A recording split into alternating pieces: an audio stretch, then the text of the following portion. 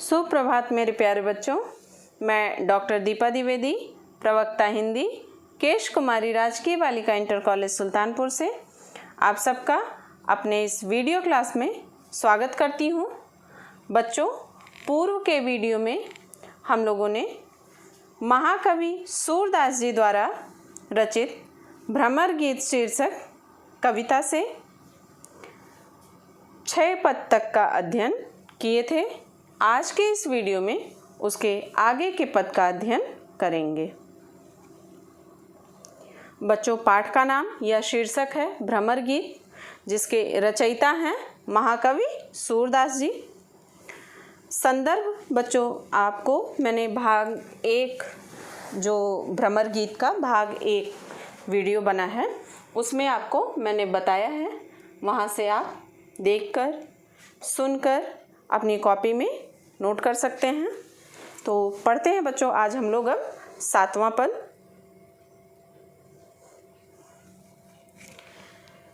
निस दिन बरसत नैन हमारे, सदा रहती वर्षा ऋतु हम पर, जब तय श्याम सिधारे।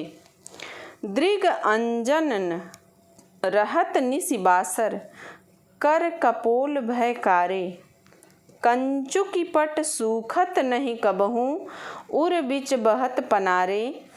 आंसू सलिल सबय भई काया, पल न जात रिस टारे। सूरदास प्रभु यह परेखौ, गोकुल काहे बिसारे। इसका प्रसंग है बच्चों, प्रस्तुत पद में भगवान श्री कृष्ण के वियोग में अपनी दारुण दशा का वर्णन करती हुई गोपियाँ उद्धव जी से कह रही हैं कि निसिदिन बरसत नैन हमारे।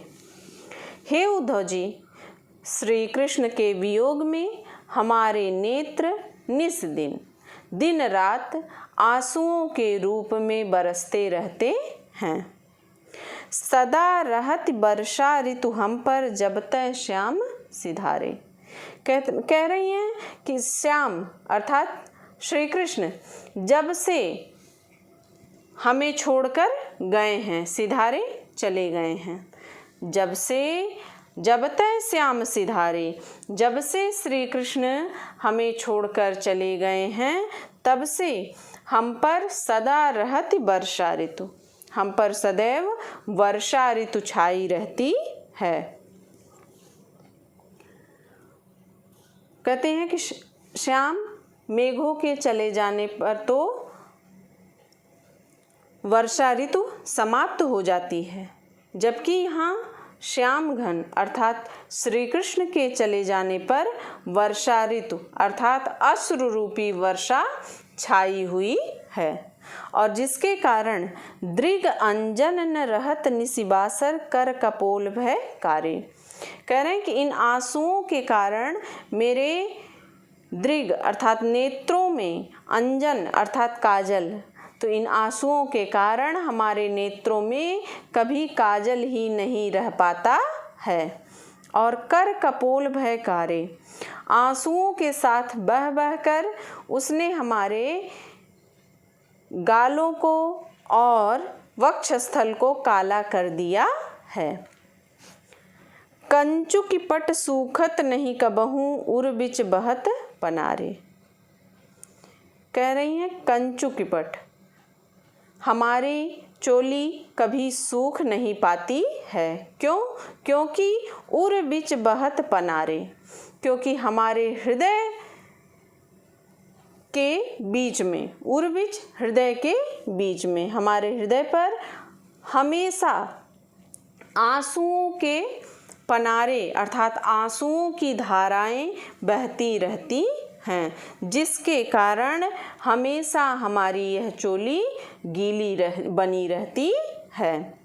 आंसू सलिल सबय भई काया, पल न जात रिस टारे। कहती है अब तो ऐसा प्रतीत होता है मानो हमारा शरीर ही आंसुओं के रूप में परिवर्तित हो गया है, अर्थात अश्रुमय हो गया है। पल न जात रिस टारे। और कह रहे हैं कि अब कामदेव का क्रोध भी पल भर के लिए शांत नहीं हो रहा है। सूरदास प्रभु यह परेखो गोकुल काहे बिसारे। परेखो माने देखो। सूरदास जी कहते हैं कि गोपियाँ कहती हैं कि हे उद्धव, हमें तो यह दुख है कि श्री कृष्ण ने गोकुल और गोकुल के निवासियों को क्यों भुला दिया है। सूरदास प्रभु यह परेखो गोकुल काहे बिसारे। सूरदास जी कहते हैं कि गोपियाँ कहती हैं हे उद्धव, हमें तो यह दुख है कि श्री कृष्ण ने गोकुल और गोकुल के निवासियों को क्यों भुला दिया है। काव्यगत सौंदर्य बच्चों इसका। प्रस्तुत पद में गोपियों की विरह व्यथा अत्यंत सहज रूप में और मार्मिकता के साथ कवि ने चित्रित किया है। भाषा यहाँ ब्रज भाषा है, शैली मुक्तक काव्य शैली का प्रयोग है, रस वियोग श्रृंगार, छंद गेय पद, अलंकार यहाँ रूपका तिशयोक्ति एवं विभावना अलंकार का प्रयोग है, गुण प्रसाद और शब्द शक्ति, लक्षणा तथा व्यंजना शब्द शक्ति का प्रयोग किया गया है।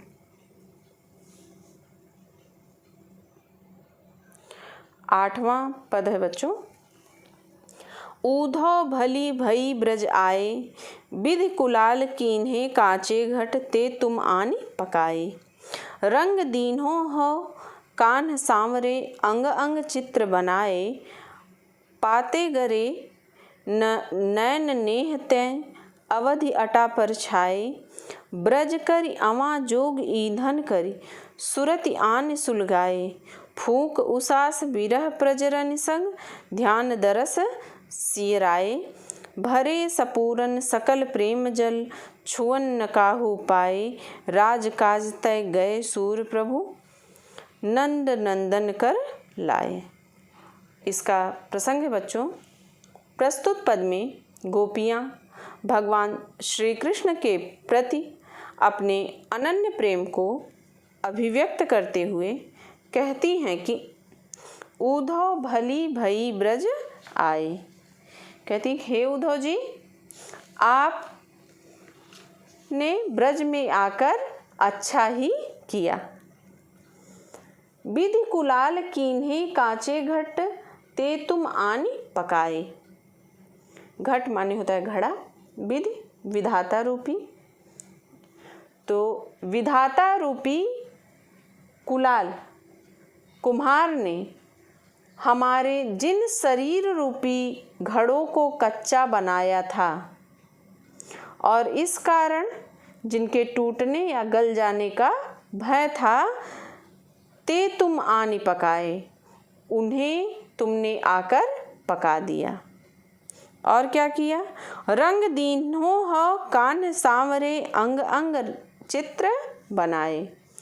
कहती है कि शरीर रूपी इन घड़ों को प्रिय श्री कृष्ण के विविध रंगों से रंग दिया था और इनके अंग अंग पर क्या किया था, विभिन्न प्रकार के चित्र बनाए थे। पाते गरेन नैन नेहते, अवधि अटा पर छाए।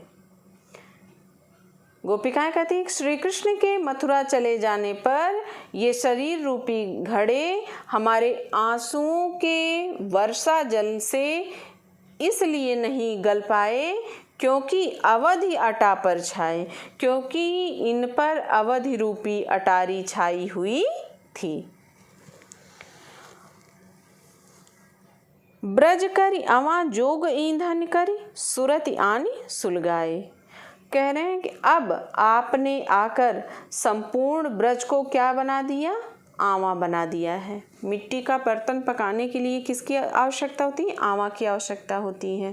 तो कह रहे हैं कि अब आपने संपूर्ण ब्रज को क्या बना दिया, आवा बना दिया और जोग ईंधन कर।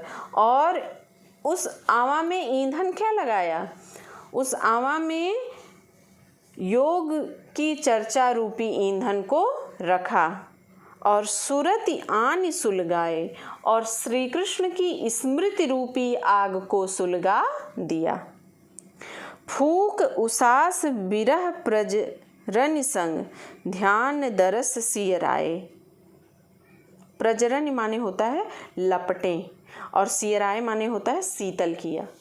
तो कह रही हैं कि तब उस अग्नि में हमारी निश्वासों की वायु से विरह की लपटें उठी। फूक उसास विरह प्रजरन संग, कह रहे हैं कि उस अग्नि में हमारे श्वासों की वायु से विरह की लपटें उठी, जिससे क्या हुआ, हमारे शरीर रूपी घड़े पक गए और फिर ध्यान दरस सियराए, फिर इन्हें श्री कृष्ण के दर्शन प्राप्त करने की इच्छा और ध्यान से शीतल किया। अर्थात आपके साथ श्री कृष्ण की चर्चा करने से हमें अपने ध्यान में उनके दर्शन का सुख प्राप्त हुआ। इस कारण विरह से जलते हुए हमारे मन को शांति प्राप्त हुई। भरे सपूरन सकल प्रेम जल छुअन न काहू पाए। कह रहे अब ये घड़े पूर्ण रूप से प्रेम के जल से भर गए हैं, आज तक कोई भी इनका स्पर्श नहीं कर सका है। छुअन न काहू पाए, आज तक कोई इसको छू नहीं सका है, आज तक कोई इनका स्पर्श नहीं कर सका है। किसका? इस शरीर रूपी घड़े का। राज काज तय गए सूर प्रभु नंद नंदन कर लाए। सूरदास जी कहते हैं कि गोपियाँ कहती हैं कि हे उद्धव, ये तो उन्हीं नंद नंदन श्री कृष्ण के लिए सुरक्षित है जो राजकाज के लिए गए हुए हैं, जो राज कार्य करने के लिए मथुरा गए हुए हैं। उन्हीं नंद के नंदन, नंद के पुत्र श्री कृष्ण के लिए यह सुरक्षित है। जब भी वे लौटेंगे उन्हें ये घड़े अर्थात हमारे शरीर अनछुए और पूर्णतः सुरक्षित मिलेंगे। काव्यगत सौंदर्य है बच्चों। प्रस्तुत पद में कवि ने कच्चे घड़ों को पकाने की क्रिया का सांग रूपक द्वारा चित्रण किया है। गोपियों को पूर्ण विश्वास है कि श्री कृष्ण राज कार्य से गए हुए हैं और एक दिन वे अवश्य लौटकर आएंगे। भाषा ब्रज भाषा है। शैली मुक्तक, रस वियोग श्रृंगार रस का प्रयोग है। छंद गेय पद।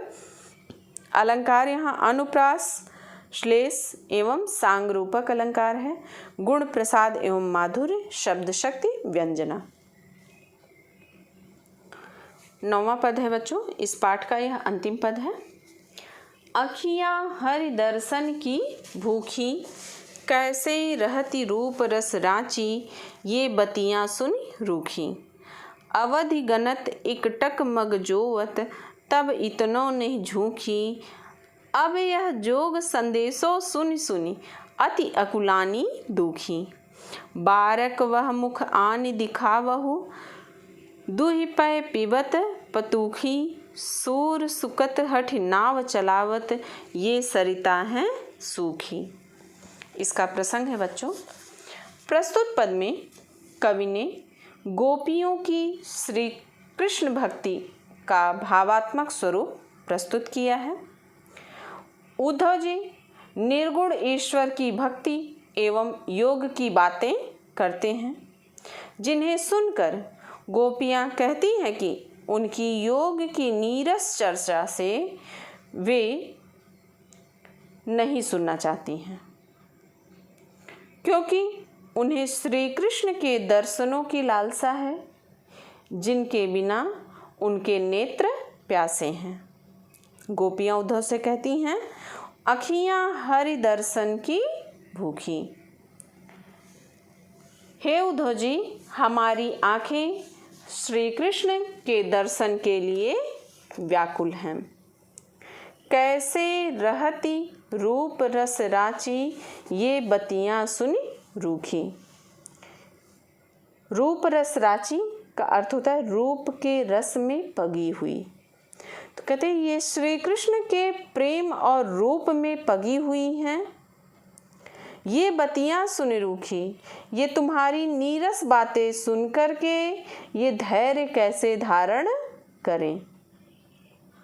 अवधि गनत एक टक मग जोवत, तब इतनो नहीं झूठी। झूठी माने होता है दुखी हुई।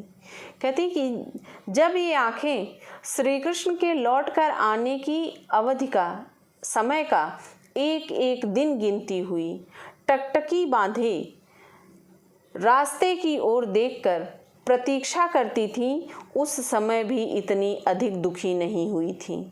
किंतु अब यह जोग संदेशों सुनी सुनी अति अकुलानी दुखी। कहती हैं कि किंतु अब तुम्हारे इन योग के संदेशों को सुन करके ये अत्यंत व्याकुल और दुखी हो उठी हैं। कहती हैं कि बारक वह मुख आन दिखावहु, दुहि पय पिबत पतूखी। कहती हे उद्धव, हमारी यही प्रार्थना है कि हमें श्री कृष्ण के वह मुख, उस मुख के आन दिखावो, उस मुख के एक बार दर्शन करा दो। किस मुख के? दुहि पय पिबत पतूखी। पतूखी माने होता है बच्चों, पय माने दूध और पतूखी का अर्थ होता है पत्ते का दोना। कह रहे उस मुख के एक बार दर्शन करा दो जिस मुख से वे पत्ते के दोने में दूध दुहकर पिया करते थे। हे उद्धव जी, मेरी आपसे यही प्रार्थना है कि मुझे श्री कृष्ण के उस मुख के एक बार दर्शन करा दो जिस मुख से वह पत्ते के दोने में दूध दुहकर पिया करते थे। सूर सुकत हठ नाव चलावत, ये सरिता हैं सूखी। सुकत का मतलब होता है रेत या बालू। तो सूरदास जी कहते हैं कि गोपियां कह रही हैं कि हे उद्धव, हमें योग का उपदेश देकर तुम वैसा ही असंभव कार्य कर रहे हो जैसे कोई व्यक्ति सूखी नदी की बालू में हठपूर्वक नाव चलाने का प्रयत्न करते हैं। अर्थात श्री कृष्ण के प्रेम में अनुरक्त हमारे हृदय पर तुम्हारे योग संबंधी उपदेश का प्रभाव पड़ना, हे उद्धव, असंभव है। काव्यगत सौंदर्य बच्चों, गोपियाँ श्री कृष्ण का प्रेम और रूप रस चाहती हैं, इसलिए वे योग के उपदेश को व्यर्थ मानती हैं। भाषा ब्रज भाषा है, शैली मुक्तक, काव्य शैली, रस वियोग श्रृंगार, छंद गेय पद, अलंकार यहाँ निदर्शना एवं रूप का अतिशयोक्ति अलंकार का प्रयोग है। गुण प्रसाद और शब्द शक्ति, लक्षणा एवं व्यंजना शब्द शक्ति का प्रयोग किया गया है।